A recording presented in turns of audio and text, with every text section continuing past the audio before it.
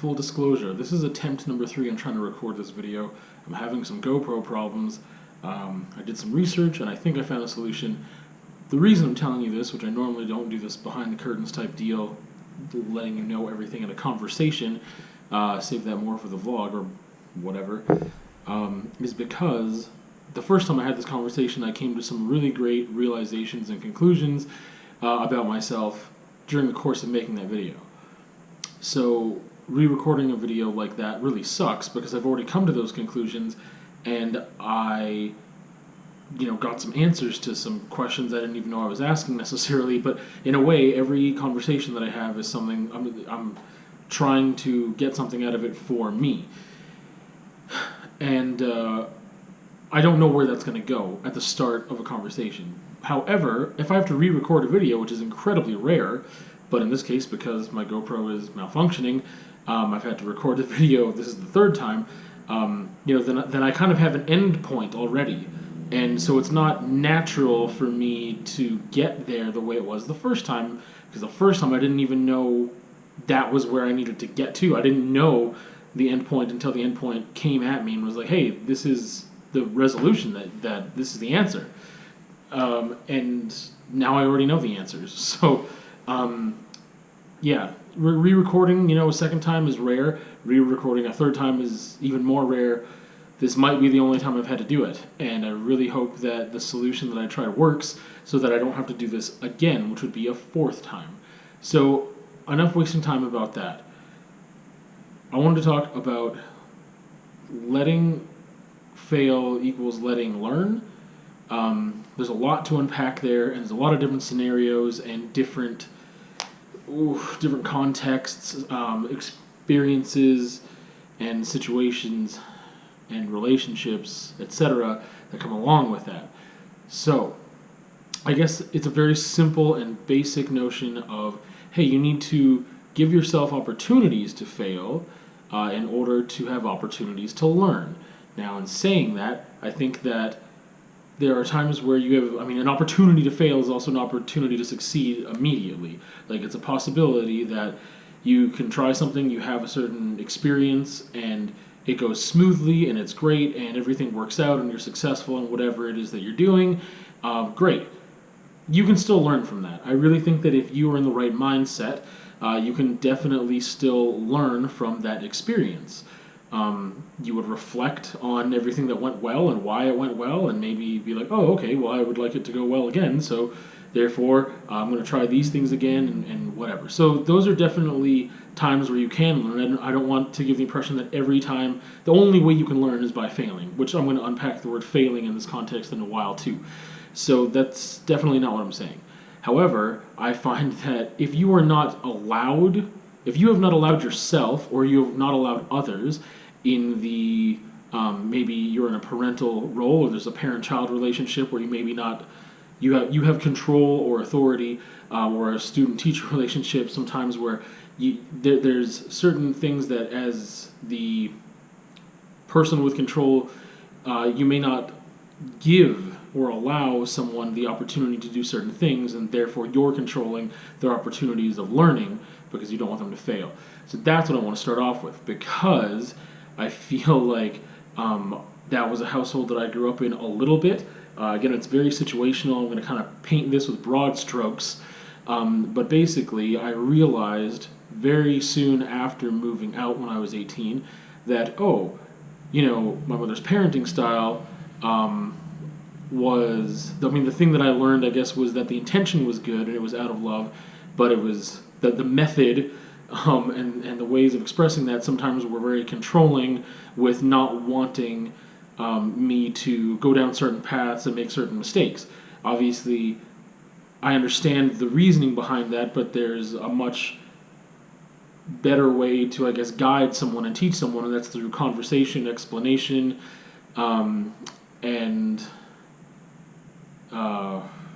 I guess just having conversations, explanation, and education. So there are things that people are going to do especially in their childhood or teens or whatever, that maybe you don't want them to do because they could hurt themselves or others. There's like such a plethora of different scenarios here, but I'm saying that like, there's plenty of things that I'm like, oh, parents wouldn't want you to do that, and then kids are going to do stuff that they're told not to do and whatever. But I really believe that the education piece is vital, because it's not just someone saying don't do that. Why? Because okay, that's not a great setup for learning. And unfortunately, that was kind of the case that I felt the majority of time with me and my upbringing. And I wasn't given certain opportunities to learn certain things. And I don't think, again, there's a bunch of lines here everywhere, and everyone's got different lines. Obviously, you don't want to see your kid end up in jail if you can avoid it, so you try to teach them things. But again, that teaching things is different than being told, don't do this or don't do that, or not giving someone opportunities to learn certain things on their own. Again, I wouldn't want to set someone up to fail and learn things in an incredibly difficult manner. I'm not going to, a real life example is like, I'm not going to set up someone who's a very new to mountain biking on a double black trail and be like, hey, see you later, go for it. We're going to work up to that. There's going to be scaffolding, and there's going to be step-by-steps, and it's going to be a planned and organized thing that, yes, we can take risks, and we can have opportunities for learning that might include some falling, literal and otherwise, but that's in a controlled environment somewhat, that there's education there too, where if that happens, let's analyze what happened and let's make sure we do our best so that it doesn't happen again, and we can get better, and then we can work up to different skill levels. And this is, analogies for life. Anyway, so that was one context of my upbringing that I felt like there was not a lot of education, conversation, or explanation about things. There was just a lot of control and just don't do that thing without reasons why. And there wasn't really much of a tolerance for doing certain things. And I never was really rebellious just to be rebellious. That just wasn't my style really ever. It was just, there were certain things that I wanted to do. And if I didn't understand why I shouldn't be doing them, then I would be like, okay, well, there's no reason here. There's no logic or rationale. Even, as a teenager, that's kind of what I was looking for, I think. And if it was there, maybe I would have made different choices, rather than just being told the law and then that was it. Other things, obviously, I could understand myself and do some critical thinking about, and decided to take certain risks anyway. But yeah, that's one scenario where now I feel like things have been flipped. And I'm in this role now that I didn't really think I would be in, and I'm trying to balance, like, where are these learning opportunities? How much rope do you give somebody? But to me, the main thing is just, again, the education, conversation, explanation, that piece. I mean, it's really all just an education piece. Education through explanations, which are through conversations. I'm just going to repeat those three words over and over and over again, because to me they're all part of the same piece here. But that is what's vital. Whether someone is taking a risk on their own, but I mean, you want to prepare somebody to take those risks on their own, whatever the risk-taking scenario is, but also push kids to take risks, whether it be in a student-teacher scenario, or like a guardian-child scenario, or a parent and child scenario, whatever it is. That's part of what you want. Even if you were like a daycare, day home, provider or something, where you have children in your care, that is something that you need some scaffolding to do, and take things step by step. But it's an essential part, I think, is risk taking, and not trying to overprotect somebody like a helicopter parent, which that wasn't the case for me. It wasn't like a helicopter parenting scenario where it was like about like, oh, I don't want you to do these things, you might get hurt, and like a physical hurt thing. It wasn't like that. There were just other things that was like, hey, teenagers do stuff. And there's some things that you could anticipate a teenager would want to do that's very natural for them to do in those years, and there could be some education around some of those things. Again, painting with broad strokes today. But yes, there needs to be talk about risk-taking, talk about why that's important. I really think there's some nature and nurture that go hand in hand, because some people are just very adverse to taking risks, and that seems to be something that is just in their nature, whereas I think that you can instill certain values and standards in people, or give them an example to follow anyway, and hope that they will eventually catch on to those things with repetition and certain experiences happening frequently. and showing them the importance and value of taking risks so that we can learn from those mistakes. Again, I wanted to get back to the word failure. So, letting fail is letting learn. I don't, again, this is such a basic concept that the first time I was having this conversation, I was like, why am I even talking about this? And then eventually I got somewhere where I learned some things about myself, which we'll get to here. But failing, I mean, it's again a very common notion that, oh, it's not called failure if you just get up and try again, right? Like you're fixing the mistake. That's not failure. That's a growth opportunity, or that's a learning moment. That's a good thing. So therefore, it's not a failure. The real failure would be not trying again. Very basic stuff that I think most people can agree on. And again, there's different types of risks and different scenarios that make sense and other ones that don't. Conclusions that I came to about myself in the course of the conversation that I had the first time when I was thinking about things, and that was that I never thought of myself as an impulsive person or a reckless person. That's never something that I thought, described me. Mostly because my anxiety makes it so that I overanalyze things a lot, and I used to more than I do now, for better or for worse. I've been figuring my anxiety stuff out. But by overanalyzing things and trying to organize and plan and structure things, in doing that, I don't really leave a lot of room for impulsivity usually. However, there are times where when it comes to letting yourself fail in order to learn, you can give yourself way too many opportunities to fail. There's a lot of different ways of doing that. I mean, if you're a very impulsive person, then you might not be thinking of, is this the best scenario? Is this a good setup for learning? Is this something that I really want to do? Let's weigh the outcomes and I've never been one to make pros and cons lists. So that wasn't really, it was just more of just like, let's just think about this rationally and what is the risk and what is the possible gain and what are the probabilities? Like, again, not putting it on a spreadsheet or trying to create a formula. It was just thinking about it.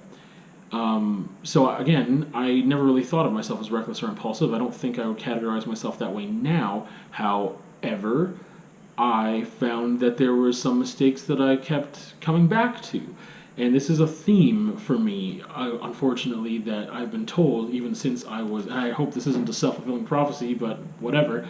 I've been told since I was young that I learned things the hard way.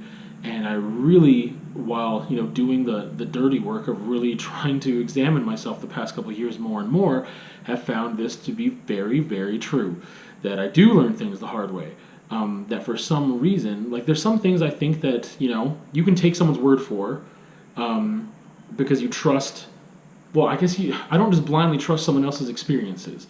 You know what I mean? Like there has to be conversation about that. Like if someone says, "Oh, that movie sucks, don't go see it," I'll be like, "Well, that's just your opinion, man." Like, and why did it suck? Let me know why. I'd probably go see it anyway if I'm interested. But I mean, if someone was like, "Hey, I was on that trail earlier and it's crazy muddy or there's huge drops off it. Like, I don't know if you're ready for those." Or like, if someone's describing something to me, I'm going to take their word for it. They were just there, and if they're a trusted source, etc. I don't think you need to try everything in order to realize you're not going to like it, or that it's not for you, or that it's not going to be a good thing. There are plenty of things, I think, if you think about them rationally, like certain types of drugs or things like that, you're like, oh, well, I don't really want to put myself in that scenario. Apparently this drug does this thing or has this outcome for most people. Why would I want to do that? That doesn't really seem like it's going to be beneficial, so I'm just not going to do that. You don't have to go out and experience everything just so you can learn from it. That's not at all what I would want to support, because that is idiocy and doesn't involve any critical thinking. I don't remember how I got here, so I'm going to try to find my way back. Learning the hard way. So there are things in my life where I found like, oh, that's very true, unfortunately. And I realized that it's because I'm adverse to change. Something I've known about myself for a long time, but I just didn't put it in this context before, that I am so adverse to change at times that I would rather reach to a familiar negative coping mechanism than do the hard work, which takes discipline and patience, which are kind of the same thing, which I'm going to get into here, in order to make a positive change, which would then give me a positive outcome, albeit it's probably more long-term and in the future and not something that would happen quickly, which also plays into this other thing, which is immediate satisfaction. And that is something that has come up in my life again and again too, something that people like Randy have told me, like, oh, that's a part of you, is, needing immediate satisfaction. And unfortunately, I would agree with that. So, all these things combined together add up to these conclusions that, okay, I want a different outcome, I want things to change. That takes discipline and patience, and in the moment, sometimes if I'm in an anxiety spiral or something, or I have certain stress or whatever, I'm going to want to reach for a solution that is quick and that solves the problem right away. And sometimes, most times, I would find that those things are whatever would satisfy the feeling immediately and make me feel a little bit better is probably going to be a negative coping mechanism, because that's just how things seem to work. That the thing you can reach for the quickest isn't generally the best thing for you. So I'd reach for that negative coping mechanism repeatedly, even though it hadn't really worked out many, many times prior. Again, because I didn't want to do the hard work and be patient and disciplined with myself in order to do the right thing that won't give me any payoff in the moment for immediate satisfaction. Rather, it would be a payoff later on, but it just, this is, even with, I still do these things now. Stress eating is one of them. I have several opportunities daily to make different choices, and I'm not saying that I feel like I fail every day, but more times than not, I'm making choices with my diet that I shouldn't be making that add up to these long-term negative effects that I don't want. Whereas I don't get any immediate satisfaction out of eating healthier in the moment. That doesn't give me any satisfaction in the moment. I mean, I have to rewire the way that I feel satisfaction as well, by not getting any specific rush of, like a chocolate can give you like a chemical rush. I wouldn't get that by not eating chocolate. I would just get, hey, I didn't do that thing, and pat on the back for me that I made a good choice today. But it doesn't give you the same physiological satisfaction or gratification at all. So there just needs to be a habit built there. And some people say that you can't break habits, you just have to replace habits. I kind of agree with that, but at times I think that there's not a suitable thing to replace it with. So you just have to discipline yourself to just not replace that habit, but just don't go to that habit, don't go to that thing, and that's it. And that's all you have to do. But anyway, yeah, being adverse to these changes leads to making the same mistakes again and again and again, the same outcomes. And these are not opportunities to succeed or learn from. They're just purely opportunities for failure for me. So in that aspect of letting yourself have an opportunity to fail, this is not fitting into that. Like something that I do often, which is again learning the hard way, which is what this comes back to, is because I eventually will learn whatever that lesson is, but again, because of being so adverse to change and how all these other things link with discipline and patience and immediate satisfaction and all that stuff, I usually end up putting myself in a really horrible position repeatedly, or because I've done things repeatedly, it puts me in a really horrible position after a while or whatever, that is usually when things click hard for me. It's like sometimes I have to feel that pain before, or that negative consequence or whatever it is, before it's really, really, really real. It's like, do I really want to wait for a heart attack or something before I stop eating certain foods, or the frequency that I eat them, or whatever? Obviously not. And I do things to benefit my health. However, by not eating right, it's still not as effective. So, yeah, those are some of the things I figured out about me, this whole cycle and how that works. And I'm like learning the hard way. I realized more so now than ever before how that, how does that work? Like, why is it that I learned the hard way? Or that seems to be a stupid cycle with me that I have a hard time getting out of. And it just comes down to discipline. And to me, discipline is just patience. Patience in not doing things, patience in continually doing things without seeing results immediately. That is discipline. A huge part of it anyway. And I have very little patience, which means to me I have very little discipline. It doesn't mean that I can't get there. It means that I need to work a lot harder at that, because this issue in conversations keeps coming up again and again and again and again. This is an obvious area where I need to dump a lot of my mental effort into, and I'm going to. But that was a little bit, this originally started with me just wanting to talk about, that people need the opportunities risk-taking opportunities. You can't just overprotect someone into being successful. That doesn't work. Like, that's how this whole thing started, was being like, it just doesn't work that way. Like, you need to have these opportunities for people to learn and grow from, to see mistakes as something that they can correct and turn strengths into weaknesses, turn weaknesses into strengths is what I meant. And also just, yeah, opportunities for learning. You can't really learn much if everything is smooth sailing all the time. You need challenge. You can create challenge in your own life, and sometimes life throws challenges at you without you wanting them to, and you don't have choices. Sometimes you just either sink or swim. And I would rather, teach someone to. I would rather throw them in the water with some education, explanation, and conversation, teaching them how to swim over stuff, than not giving them the tools for when life throws them in the water and they don't have the tools to do that. Anyway, that's where I'm going to leave things off. So with that, we will see you on another time.